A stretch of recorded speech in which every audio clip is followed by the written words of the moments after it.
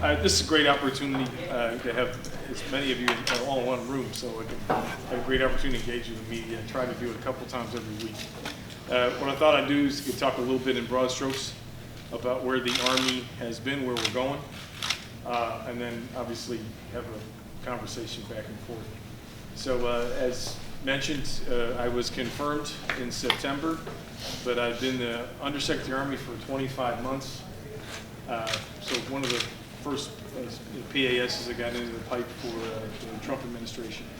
We had a lot of changes in senior leadership over the summer, with Secretary Esper moving up, General Milley moving up. General Jim McConville went up from the vice to the chief. Our Director of Army Staff was then Joe Martin. He is now the vice chief. Jim McPherson, the General Counsel, is the acting Undersec Army. So a lot of changes. Sorry, I don't want to stand on top of you there. A lot of changes, but we'd all been working together, so hundreds of repetitions together. So it's made the transition much more manageable. I don't mean to run you out of here. That's okay. A lot of changes within the department, but that is the transition. At least we believe, you're different out in the ranks, that we believe it's been pretty easy to go through because we know each other very well and had a lot of repetitions. So one of the things in particular we did back in August was look at our prioritization for the Army, and they remain readiness, modernization, and reform. But one of the things you hear or see a lot of us talking about is people. And that's as much for individuals reaching their potential as it is to taking care of them.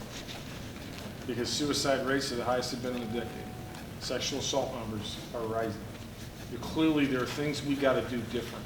And what it really comes down to is building more cohesive, better teams, being better teammates, the simple things.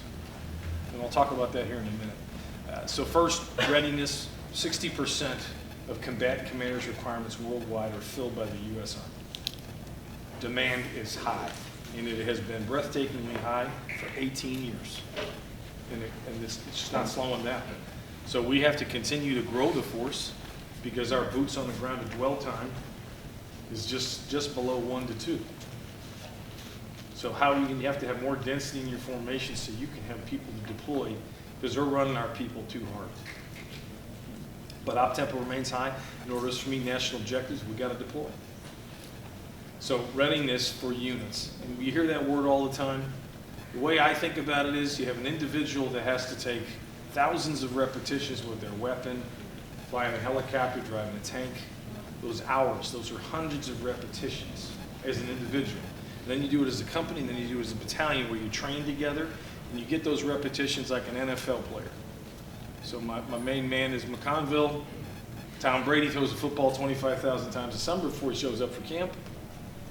Then he's at camp and he goes through individual drills, and then you do full team, then you have preseason games, and then you deploy, right? You play my Chicago Bears and other teams. It's no different in our profession. So readiness, that generic word you hear all the time, is your training as an individual and as a team.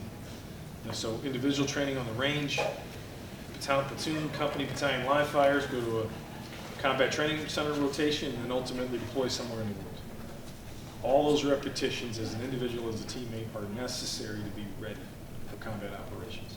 Because of the 18-19 budget deal and extraordinary leadership of Mark Milley, and Abe Abrams, Mike Garrett, Sergeant Major Tony Grinson, all the leaders between the chief and all the leaders of Forces Command over the last 2.5 years, we've gone from 2 brigades to north of 25 at the highest levels of readiness.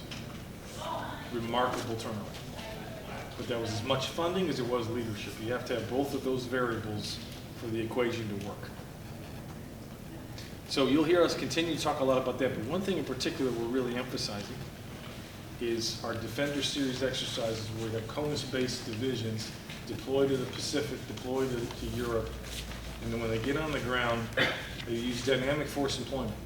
So we can get on the ground in Germany, we'll put a battalion in Poland, we'll put a brigade in Romania, and they move around the theater and train with our allies. So that's what we mean by strategic. You can either do it from a Defender Series operation or an emergency deployment readiness exercise. Phone call, head down to the airfield, wheels up, and you're somewhere in the world. We put a substantial amount of funding in the proposal for fiscal 20 and 21. so that we can continue to do that. These are muscles that we have not been training on for years, which I always say all the time, you can't skip leg day. You got to work out all the muscles in your body if you want to be strong. Same thing for brigade combat team. So a lot of individual training, but also much more of a greater emphasis on strategic readiness.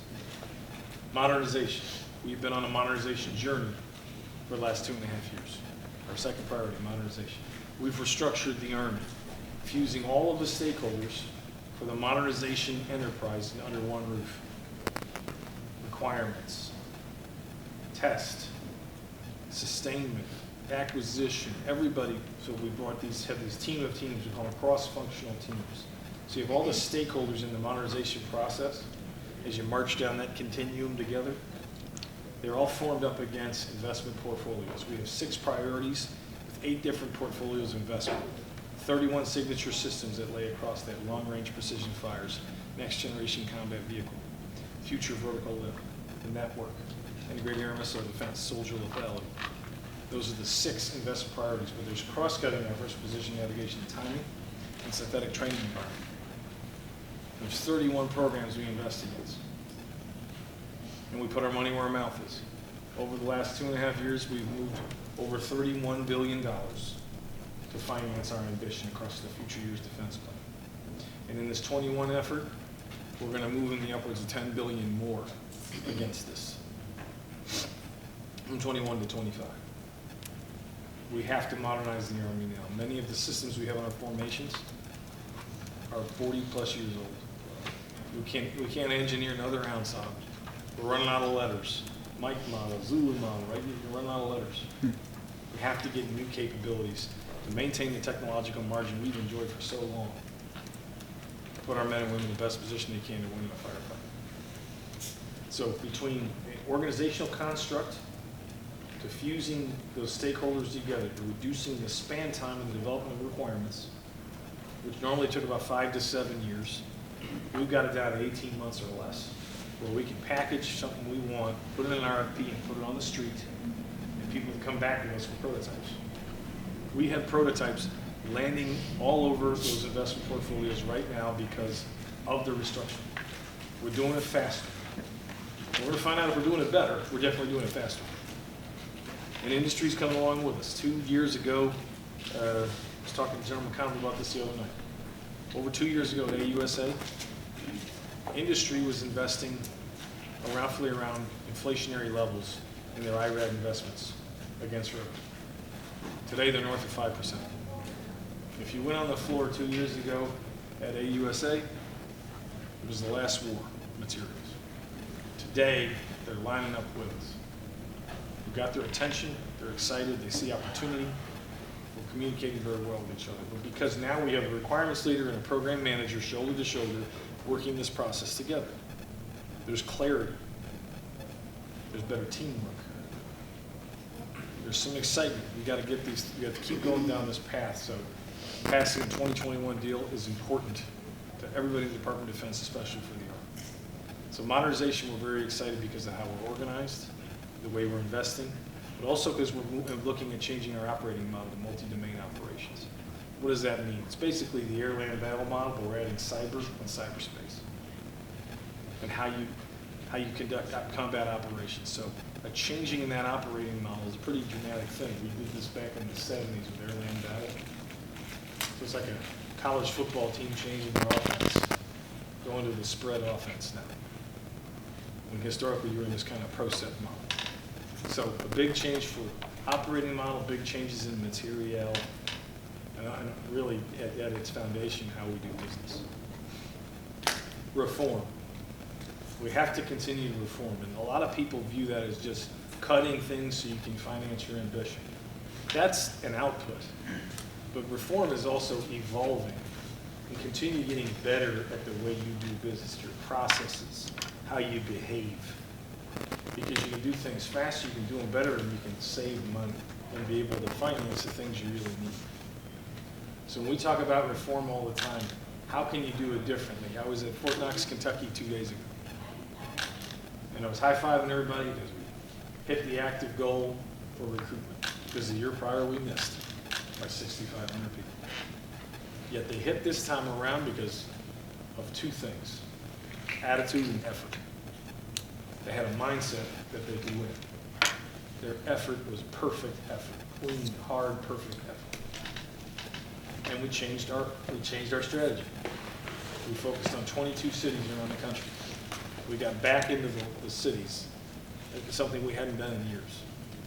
And we forged relationships at the local level with civic leaders, mayors, superintendents of schools, and others. But we changed our offense, we changed our behavior, and we performed. But a lot of that is too is the way they're changing the way they do business. So we continue to want the reformed behavior as a priority in the Army. You hear the chief talk all the time. We got to get out of this industrial age mindset, going through things incrementally, and we have to get into the information age, making the right types of investments in our processes and our systems so we can move faster. The part I mentioned before about people, it's as much to reach your potential as it is to take care of folks. So you hear about talent management and integrated personnel and pay systems. That's in large measure, do you know enough about the person that you're promoting and you're selecting? Do you have enough data on an individual?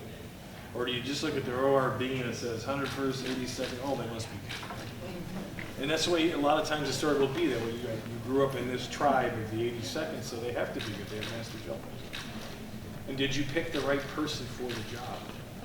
So General McConville, he's fanatical about this, and as he should be.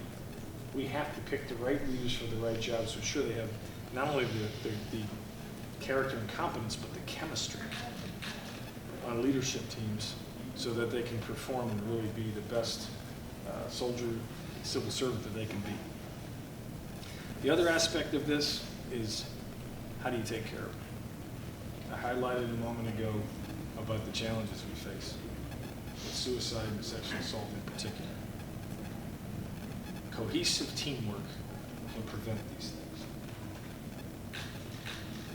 And I think that you can't emphasize it enough about the need to take care of the person you're left in your way. And much of that is put your iPhone down and look your teammate in the face. When you eat with them, talk more about them as an individual than just their job in the rifle platoon in the sustainment battalion. Do you really know who it is you're sitting across from? And we have to say this repeatedly because we're getting away from those things. So one of the things we do a lot in the Marshall Corridor, we eat breakfast and lunch together, just one-on-one. And a lot of times we don't even talk about the Army. How are your kids doing? Have you gone out on date night lately? You doing anything? You taking care of yourself? You getting enough sleep? You working out? You look tired? Those sorts of things. And I call my teammates every night. We talk about the day. We talk about what we have facing this next day. We're trying to exhibit the right behaviors that we want every line leader to basically the type of behaviors we want them to exhibit. So it's really necessary. So we're going to do a lot of that and be much more proactive in that as well as the investments into helping them become the best leaders and the most cohesive teams they can be. And finally, I can't emphasize it enough. There's a lot of challenges we face in the city, a lot of distractions. We have to get a budget passed. FY20 and 21 deal, it's a good deal for the Department of Defense. And the longer we go in a continuing resolution, the challenges we face to keep our units ready and to modernize the force. What happens with a continuing resolution when you're faced from a readiness standpoint, you start reducing training events. You stop ordering parts for vehicles. Soldiers get less time on the range, less hours in the helicopter, less collective training events because they start canceling and deferring things. Because you can't beat the calendar or the clock. Same thing. So from a readiness standpoint, you lose those days. You don't get them back. From a modernization standpoint, no new starts, no production rate increases. $3.5 billion in FY20 and $3.5 billion in 21. We lose of buying power. So I know there's talks underway. We just hope they get this done as soon as possible. It's great to be here. Friday night, World Series, it's going to be a good night, right? If we get good weather, right? Great to be here. Happy to take your questions if you like. Okay, great. I'll start out with a quick question. You mentioned the continuing resolution. What are the impacts right now from not having a full year budget on the Army? So if we bleed into the next calendar year, we will lose schedule on these new starts. The production rate increases as well. Because one of the challenges with a lot of these new start programs, a lot of them are the prototypes we're buying from industry. So if you buy a prototype, and even if it gets deferred, you miss schedule, and then it arrives 3 or 4 or 5, 6 months later, there won't be a unit there to test it. Because we're bringing force count units in to test the equipment. So when the force count unit has a training plan and it's vectored in, I'm going to train with these night vision goggles, I'm going to train with this extended range cannon, I'm going to extend with this, they're going to show up in the range, there'll be nothing there. So now you're into this kind of contraction. Well, what do we do? You know, let's go do something. Now you're not prepared for that training event, you don't have the right equipment. The whole synchronization of the calendar comes off, for example. So that hurts you from a readiness standpoint, it reverberates into the modernization standpoint, so you miss calendar and things slide to the right. Industry starts to get rattled because they're making long-term investments into tooling, long lead parts, other things of that nature, and now everybody starts to wonder, is that 20 to 21 deal going to happen? Because a continued resolution, you're basically getting the funding from the previous year's high water mark. And as we made investments, we continue to scale these investments, you don't have as much money as you did before. You don't have the same buying power as the year previous. So it affects readiness, it affects modernization, it rattles industry, everything stalls out. So the tremendous progress we made in readiness, we have the potential to lose. It will either go flat or it'll go backwards. Modernization, everything pushes to the right. Yes? May I ask one to start off? Oops. We may have to do some shouting here. We have to, oh, there we go. On the requirements, you said that, you said from 5 to 7. From 5 to 7 years to 18 months. Is that a goal, or is that already happening? No, that's results today. It's results that's happened on what, a few programs? Or? On all the ones we're doing in this program, yes. Okay, so that's what you expect to be the norm going forward. That is the standard, and we want to make it faster. Okay, and you're still going through the joint... That's very good for complex weapon systems. You're still going through the joint requirements process, and yes. you're able to do that still? Because if you think about what we've done, the acquisition leader that had been in another part of the country and the requirement leader who they didn't know each other, there's no name, no face. Now the cross-functional teams live together. That director, I mean, the best example is the network team, where I was just with yesterday up in Aberdeen. Major General Pete Gallagher and Major General Dave Bessie. Pete's the director for the cross-functional team, and Dave is the PEO. They live next door to each other, and they work together. So, I mean, they're having barbecues together. I mean, these guys are best friends now. But historically, they wouldn't have known each other because the requirement comes out of the system and you feed it into the wood chipper and it goes all the way through the system and it's being emailed around and maybe there's a conference or maybe there's a conference call. They never knew each other before. Now you have formal relationships with all of these communities, and things that have taken months and years now get done in days and weeks. And that's just to formulate the requirement, right? Just to formulate the requirement. Okay. There's the one I love, and I'm sure some of these reporters in here have heard this, it would take about 20 years just to get something into the system and start to scale. 5 to 7 years just to do the requirement, 2 to 3 years, maybe 4 to test it, and then 8 to 10 years to scale it in formations. So picture a kid that can throw a 100-mile-an-hour fastball at 19 and wait until they're 39 to play pro baseball. That's the Defense Department's business model, historically. How long it would take. That's why it's got to get done faster. The whole point of the restructuring, adding Futures Command, this requirements organization, basically it's the organization responsible for futures and concept and combat development, and then work with acquisition for combat systems, was so that we could do it faster with more clarity. Of course, so I don't mean to dominate here, but you know a lot about the future combat systems and what went wrong there. But part of what went wrong is trying to do it faster. So you got, as you said, you got to do it fast and right. I have an intimate experience with the Future Combat Systems. I was an OSD, and I worked for the gentleman that killed it, Robert Gates. Future Combat Systems was a couple of things. Requirements are all over the place. Chased immature technology, and it was not leader driven, and it was never tied to a concept. So if you look at the way we've approached this today, all these weapon systems are based off of the future threat. Russia, China, North Korea, Iran. Violent extremist organizations as well. So we laid in the requirements. How do you beat those guys? Say best of breed. The requirements are owned by the senior leaders in the Army. Secretary Esper and General Milley would convene a meeting, and there would be McCarthy, and Conville, and Abrams, and Murray, and we all sat around the table. Jetty's over here, and Sergeant Major Daly. Hours and hours and hours. We own it. And we're driving this process. It wasn't like that before. They chased immature technologies. Didn't have TRL levels that were even remotely feasible. So, it's the whole experience is like a Greek tragedy. I get it. But it was for a host of factors, largely because of just requirements churn. They kept changing their mind and what they wanted. Yes, go ahead, Ruth. Well, first, can you answer all questions today with baseball analogies? I'm trying to with the World Series. I'm pretty excited about this. This is the first time since 1930 that they had a World Series. 33. Who's counting? We are. Defender Europe. Okay.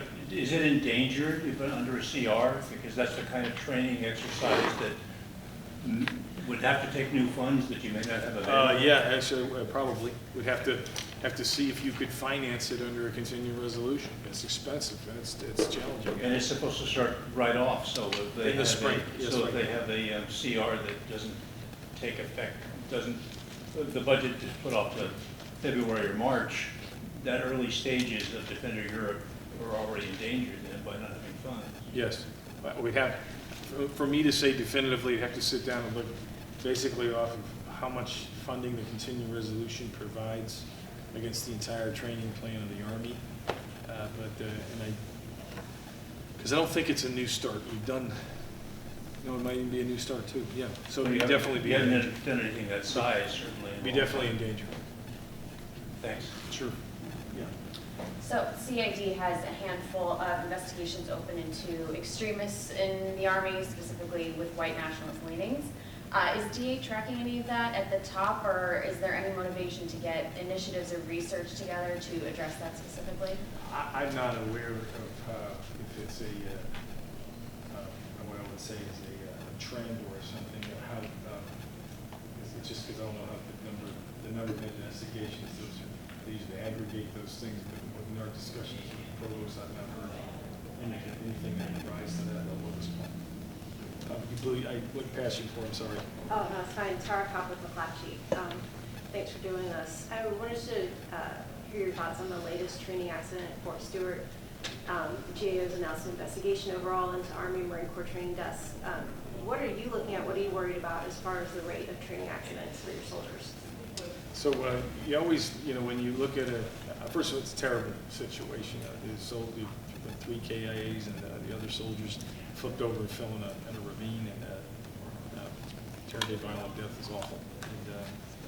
But one of the things that we always do is you take a step back and you look at the volume of training and the number of accidents related to that, to ensure that, or is this a trend? Are we doing things that are not adhering to safeties and protocols and how we prepare soldiers for a long drive, motorized road march, if you will. The ForceCom and TRADOC, they all take a step back and they do the evaluation, come look at it. This is something that we started looking at in the fall of 18 with when Secretary Mattis was still SecDef. And I think that the reports that come back and making adjustments to looking at protocols of how we're training our drivers, in particular helicopter pilots, from when they're doing night movements. I mean, even a night movement Army vehicle on a road still has its own risks. So, but a lot of those adjustments have been made to address training challenges. I did hear about the GAO report, and we obviously support that as well. As a follow-up also to Megan's question, with the upcoming 2020 elections, what messages are you sending to the force to avoid politicization of the military? We stay apolitical in all elections. What about soldiers wearing MAGA hats or wearing patches or anything like that at rallies? They're not in uniform. I mean, soldiers can express their own political views in private and when they're off duty, but not in uniform. We would not allow that. Yes.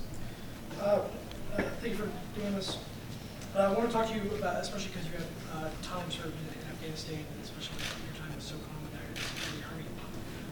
Most of the Green Berets I've talked to over the past year expressed optimism in terms of they felt that they had never been closer in Afghanistan to a peace deal, and then that fell through. We switch over to Syria in the past couple of weeks. Most of the Green Berets I've talked to feel ashamed about their mission, and they feel that they betrayed the current forces despite what Defense Secretary Esper says. It seems like this is a workforce that everybody here knows that they've been overworked for the past 18 years of war. It seems like morale is pretty low right now, especially in the special forces. How do you, as a leader, start to address that? 18 years of sustained combat operations.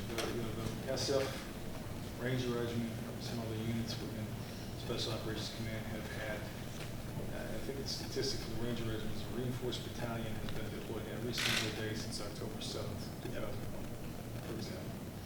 And the Green Berets are right there in stride with it. Similar size element has been deployed every single day. It's a combat operation below in other areas. So these are extraordinary times. And I think that when you take that when you put that in perspective, we've been at war longer than any other conflict in the history of the world. There are no benchmarks for us when we talk to the troops. We just highlight the fact that we live in extraordinary times. You're at the tip of the spear. We need you out there. And the point of emphasis is that decisions are made on national interest. Right? Wars end by political means. The Department of Defense is a mechanism to drive it out. That's what I try to tell these guys every time. That we can weigh in and make the deliberations. But then once they make those national policy decisions, we got to salute them out. But I mean, we do what we can to drive towards the outcome. But if there's no political way to end the conflict, then why are we there? How do we finish? And that's what the decisions have to drive towards. We can't end them alone in the Department of Defense. We have to do it as an intergovernmental team. And this is hard. We've had these conversations. Trust me, I do it all the time. And I love the candid feedback from the troops. I'm encouraged that they come back and they push back. You can't get a good outcome with that. But with reference to the challenge in Syria, it's the most complex political problem I've seen. And I've been doing this for a while now, too. Afghanistan, I would say, it's the best progress I've seen in the 18 years on and off that I've worked at Providence. I was one of the first 500 people to go there in 2000. What was most encouraging about the visit, I was there in September, was the manner in which we're partnering with the Afghans. And what we're seeing, how they're winning in the cognitive space. They're showing the Afghan people they can do this. I mean, they may do it the Afghan way, not the American way.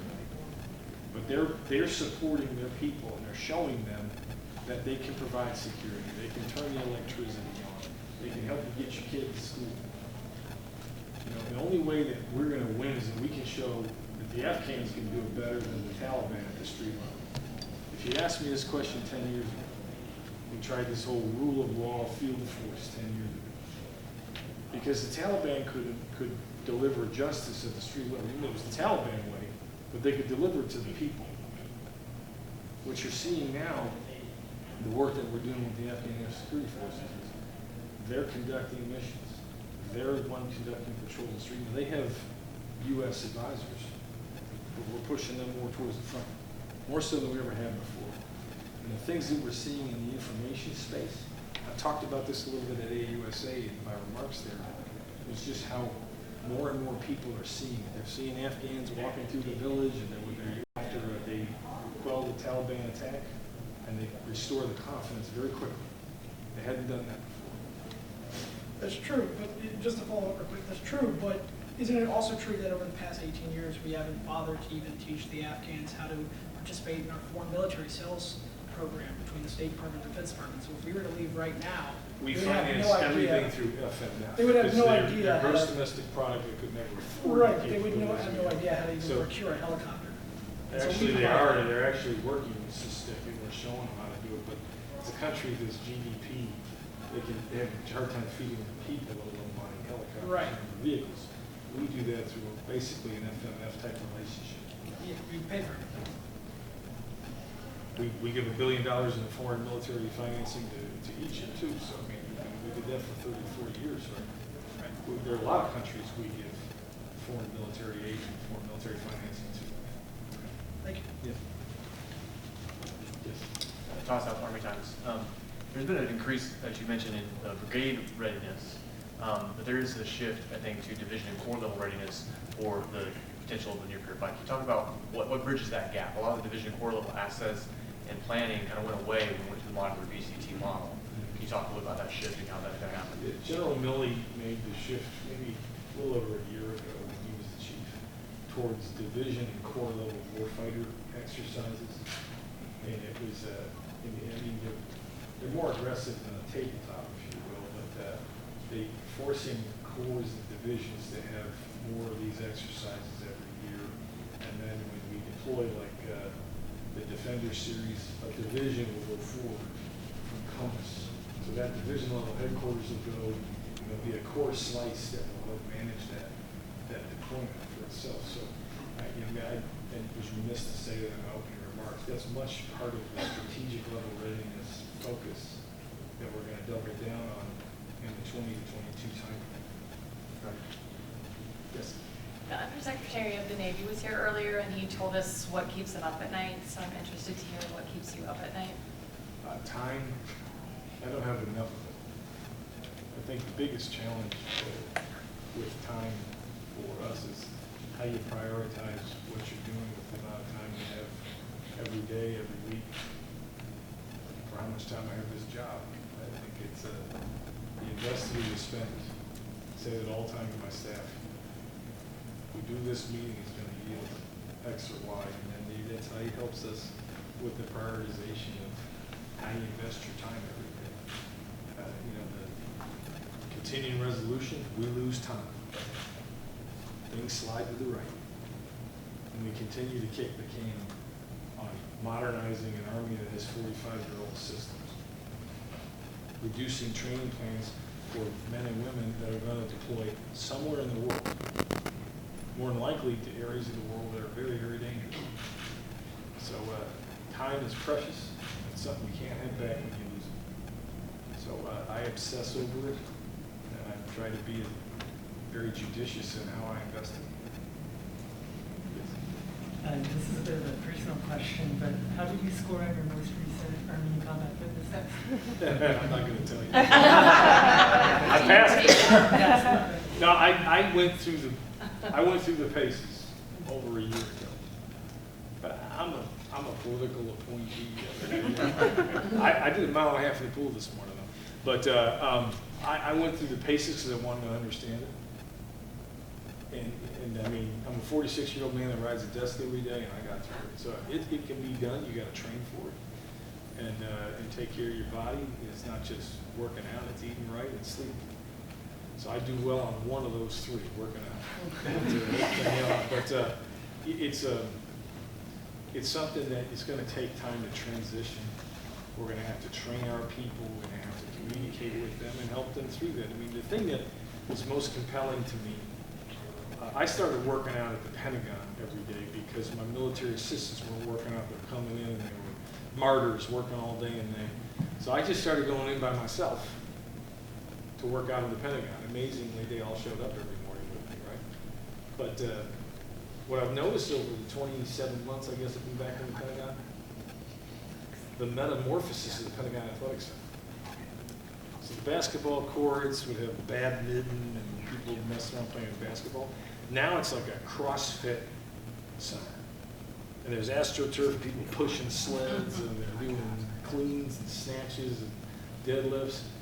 And it's like you're on NFL training practice area, right? It's great. So there's a much greater emphasis on really hard physical training in the morning, and then I scurry over to the pool and I swim. But it's very encouraging. But it's going to take time to transition, and I think we'll do fine in the end. Yes, ma'am. Yes, sir. The president's siphoning of money from military accounts to the border wall cost San Antonio a dining facility at Camp Bullis that would replace one that was built like 80 years ago and doesn't even have a men's or women's room. People would go to the dining hall, have to use porta potties outside the building. This was a long-awaited construction job, and there's been talk of people trying to get the money reprogrammed. How likely is that? It doesn't seem like that's going to happen anytime soon. The Democrats have not given any hint that they would support it. We have to pass the 20 and 21 budget in order to do it. And then with respect to where it lies in the prioritization, the project is deferred, we'll definitely do it. It's just a matter of time of getting the budget passed. So you're optimistic it will get done at some point? I don't know specifically where it lies on the prioritization list, but the projects that were deferred to help finance the border security initiative, those are projects that are deferred. They're going to get done. Just a matter of when. Okay, great. I can ask another question Okay. about suicide. You mentioned sort of like a team model. How do you get that team model? How do you get the person who needs help? How do you move from that sort of peer model to getting the help that that person may need? Well, it's If you don't mind, before you answer it, if you don't mind using this, we finally got one working. sure. Because we're filming this. Have you not been able to hear me back there? I'm sorry. It'll help for the film. Put you to sleep otherwise. Well, first you have to know that your teammate has suicidal ideations, that there's a challenge with the individual. If you don't know them, if you're not engaged or invested in their life, you're not going to know. And I found that in my own life, people that I thought I knew very well that had committed suicide. You just didn't know what was really going on with them deep down inside in their life. And some people that I was pretty darn close to. So it's truly understanding the individual, what they're going through at that time, and having a heart-to-heart conversation. How you doing? You look tired. You're under a lot of pressure right now. It's simple questions that you're going to know pretty quickly. And if the individual has a challenge, we have programs and we have mental health professionals that can help. So, but it really gets down to the teammates. Because if you aren't paying attention, you aren't going to know. And one day you're going to wake up and get terrible news. Do you think there is the environment for soldiers to step forward without fear of hurting their careers? Good question. I was at one of the things at AUSA that I noticed, because I made the remarks that I did. I was standing in the buffet line in that big convention hall, and I was finally going to get something to eat, and I'm like, yeah, thank God. And all of a sudden, 3 soldiers walked up to me, an E5, E6, and a PFC. And the young PFC came up to me, and he started talking about how he had suicidal ideations. But because his team leader and his squad leader were paying attention and locked in on him, they got him help. And the kid was highlighting the fact that Army senior leader talked about it publicly, that it's okay to get help. We're all under a lot of pressure. This is a hard profession. But the reason why wasn't because of anything I did. It's because of that E5 and E6 that were standing to his left and right. And it was best news I had all day. It was a long day. And but when that young man walked over there, and you could see his voice was trembling, and hands were trembling, and his voice was cracking. The most rewarding thing is those non-commissioned officers. So I stood there and talked to them for a while, and they said, wanted to bring them up here and show them Washington, show the town. They put their arms around them, and they got them through it. but they're gonna keep watching them, so this thing doesn't contract back. So you know, of course, we'll never say their names, who they were, but it was a pretty remarkable thing. It was because of the non-commissioned officer corps, the tremendous leadership of those 2 soldiers.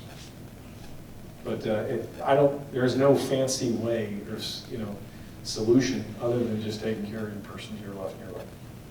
Yes? Quick question for you. Just to answer with the Warning Project. I know one of the big challenges that we have when we are talking about suicide prevention has to do with how far out the research is by the time we get it. It's been such a long time. Are we doing anything to kind of push that research to a more relevant time frame? It's a frustration that we have, that we push on it all the time. I'm a very impatient person anyway. And it's if you push it up any further, is it relevant? And we have these back and forth, and we get all these professionals that come in to talk to us. We don't want to dilute the research, but we know it is taking too long. And I don't have a good answer for that because we haven't found a way to do it faster or better. Not yet. Any other questions? Well, now that you can hear me back there, what's that? I'm sorry, go ahead. I'll ask another question. If we can move geographical locations, we talked about this in one of our earlier sessions. For the past year, I've talked to a lot of public affairs officers from the unit level all the way to the division level with the U.S. Army. And on background, a lot of them have expressed frustration because with the U.S.-Mexico border mission, they're not allowed to speak on behalf of their units. Everything gets deferred up to the OSD level, and DHS is the lead on that. I want to ask why they're not allowed to speak for their units, their divisions, and why everything gets deferred up to the OSD level, and then DHS takes the lead on communication strategy. It's a national level priority. This is the strategy that the DHS is driving, and we're in support of this effort. I can look at that and see if we can open that up and provide the opportunity for the media engagement soldiers. Sure. Yeah. Yes, sir. And on that point, I've spent time with those soldiers briefly one week in November. And General Buchanan was down there, and that's the last time General Buchanan was on the record talking about that mission. He was pretty quickly taken out of that after he made his comments. Since then, we have no access to those soldiers at all. This is one of the most visible missions the Army is doing in the last year or 18 months, and there is almost no press coverage there because it's not allowed. Can you do something about that? Can you make sure that reporters who want to embed with those troops can do so? I can talk about that with my leadership and see if we can make opportunities available. But with respect to General Buchanan, he retired. It was in December or January, and Lieutenant General Laura Richardson is now the commander of Army Corps. But yeah, I can definitely look at, see if we can create opportunities. I have a question about the Army Combat Fitness Test. Okay. And I've seen reports that there's a large percentage of women who can't pass the test. Is there something that's being looked at or addressed to be able to get more women able to pass that or up to speed, or is the Army looking at that disparity? So, you know, we're in the midst of the transition of the test. I don't know how clear the data is to reflect whether or not women can or cannot pass this. A lot of this is just training for the test. There's a lot of men that are having a hard time passing initially. It's not so much to do with core strength and the way in which you can initiate or conduct these exercises. So we're having a lot of learning and a lot of change, but a lot of this is just how we train and prepare individuals to get ready to pass the test. Yes? I have one more on the recruiting. By meeting the numbers this year, were any adjustments made to your recruiting numbers? And then could you talk a little bit about what the Army did differently in going in the cities and how that was successful? So the initial target was 76,000. No, 72,000. I think 72,000, 76 year from. And we moved it down to 68 because we wanted a slower ramp and to protect quality, because unemployment was plummeting. I mean, it was going down. It's like 3.5% right now. and it was dropping quickly. So we looked at that, and then 70% of the country, from 17 to 24-year-old, are either obese, mental health, drugs, law enforcement challenges, so they didn't meet the minimum standards. So the sample size was dramatic. It drops dramatically. So we need to put a target in place that we knew we could hit with the right quality metric, but still be able to grow the force. So we did have to make an adjustment. And then with respect to the strategy itself, Army senior leaders traveled to all of the 22 cities, focus cities in the country. And we met with the mayor, the superintendent of schools, directors of parks and recreation, every civic leader that could help us engage the population and get influencers, but as well as meet young men and women who could meet our standards and would express remote interest in the Army. And then the noticeable differences in helping us win in cities that we had been basically missing the target for years. We hit target in New York City, Houston, Orlando, Los Angeles. I think we hit in Portland. Places in the country we had not done well in a very long time. But it's because we got down there and we were like college football coaches trying to recruit men and women to join, say I used the football analogy all the to recruit men and women to join the Army. It was a long year, and it's very hard. It's a very difficult environment. So it's going to require all of us to be recruiters. Yes? No, let this guy, you already got us. We'll go back to you. Go ahead. Zach Bates, Center for Public Integrity. On that question of recruiting, if we go back to Secretary Carter's Force of the Future initiative, he had an enormous push, obviously, to try to increase recruiting in cities in particular, but his argument was that there needed to be a culture change in order to make that happen, in order to increase the numbers. And he argued that was part of the elimination of bans on trans service members. He argued that, some of the physical requirements might need to be reconsidered, et cetera. But that the only way it was going to happen was if you did that, and you were going to need to do that if you were going to get people with language skills, et cetera, into a lot of positions.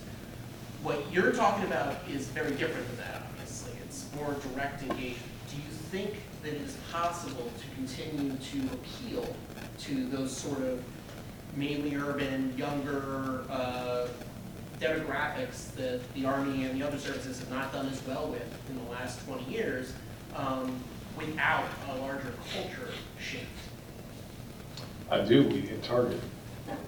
For example, a lot of it is the engagement and investment in these communities. I went to the south side of Chicago and visited a high school, Phoenix City Academy. And they have one section of the school for the JROTC program, and you can eat off the floors. And you have a brand new weight room that was paid for by the U.S. Army. They have a math and science lab paid for by the U.S. Army. We put textbooks in there through the JROTC program. On the other side of the school is metal detectors. And I sat there with kids who were from one of the toughest neighborhoods socioeconomically in the city of Chicago. Naval Academy, West Point, full scholarship to Cornell. Tough, good kids. It's because they had Army instructors who were mentors to them. Investment. We went after them, we did everything we could to enable them, and we recruited them. And so that's pretty exciting, but I think you have to get in there and you have to engage. And that's a leader task. It required the secretary, the undersecretary of the Army, the chief, the vice, the sergeant major, to get out of our offices instead of visiting the 101st and watching a live fire, go to the south side of Chicago and talk to high school age kids about encouraging them about a life in the Army. And what they don't realize is that there's 150 different military operational specialties, tuition assistance, credentialing programs. I mean, in particular for kids who have socioeconomic challenges, it's an elevator to middle class. It presents tremendous opportunity. And you don't have to go on the Ranger Regiment. I did, I loved it. You could be a doctor, you could be a lawyer, you can be anything you want to be. As long as you meet the minimum standards. Okay, we have Went right past you, go ahead. No worries. Sorry, I understand that our readers would really love to see like a range of maybe what score you did on the Tell me then keep score, okay? I'm failing. Did you have another question? I didn't, but I'd also, Okay. now I want to know. Just get fired up. I want to ask you another one on acquisition, if I may. A few years back, Congress created something called Section 804 authority for acquisition, or also called mid-tier acquisition authority. Basically said you don't have to play by the usual rules for acquisition oversight. If you are in this mid-tier, they didn't intend it to be for major weapons programs, but increasingly the services are using it for major weapons programs. And as I understand it, one of them is the optionally manned ground combat vehicle. So why is it appropriate for the Army to use this mechanism? And what do you do to make sure that you have the right oversight if you're not going to do things in the usual ways? So with respect to an MDAP like the one you mentioned, we have OSD elements that look at this. They are supportive. This is just where Ms. Ellen Lord does not have the authority of driving the program from an OSD standpoint, but we still work with them. They look at these programs, but we believe that we can manage it. The senior acquisition executive, Dr. Bruce Jetty, he's hands-on with this with General Mike Murray, and we think we have the appropriate level of oversight and management for that program. Okay. Question. If you look at any document that comes out of U.S. Army North, U.S. Northern Command, the White House, or DHS, it states that the DoD's border mission in support of DHS is a temporary mission. Considering that we've been there for over a year now, We've been there for over 25 years, actually. So how does the Pentagon define temporary?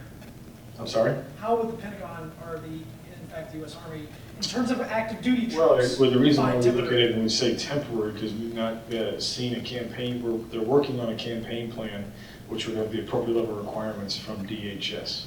So, and you can't say how long you'll be if you don't know, because it was declared a national emergency.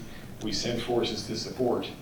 And then if they come back with a campaign plan that'll say we need them for X amount of time, Y number of years, then we'll be able to bring more clarity and definition to how lengthy the commitment would be.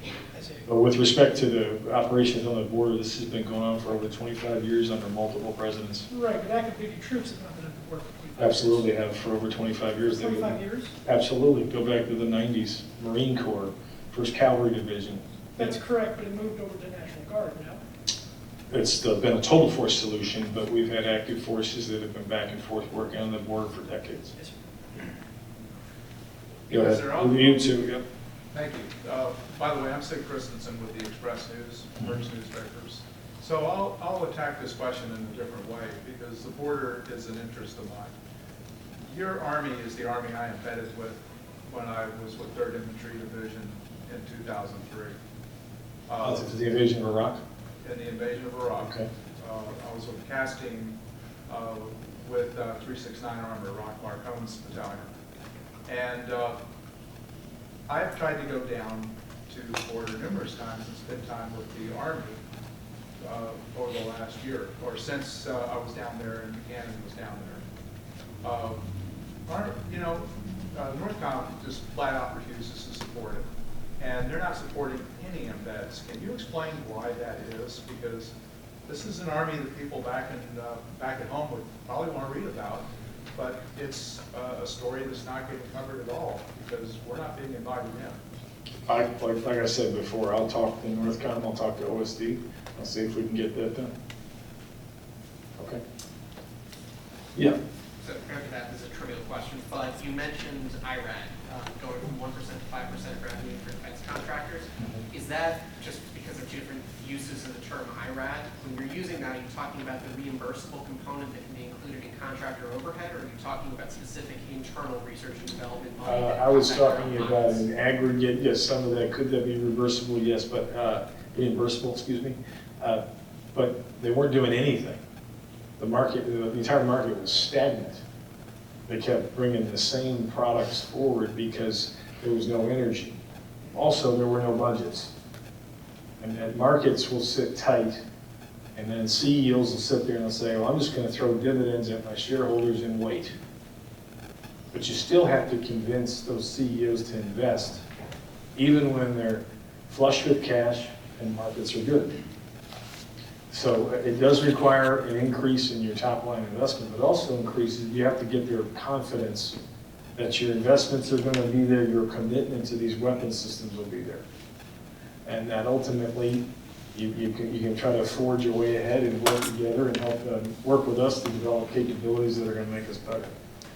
Sorry, Mr. just Secretary. to clarify, that was potentially both. The 5% up to, you're saying, could be some reimbursables. Tell you what, we'll give you all the data we have, and it'll show you how the market's risen. But you'll have to go in there and filter to I'm your happy point. to, I just want to make sure I understand what you're saying. No, look, come on up here, we'll give you a card, and can give you the math. The fact of the matter, that's what makes it encouraging, is there's energy in the system to develop new capabilities. We can give you the data that we have and how we're monitoring the markets, because it gives us a validation of they're paying attention, if they want to do this or not, right?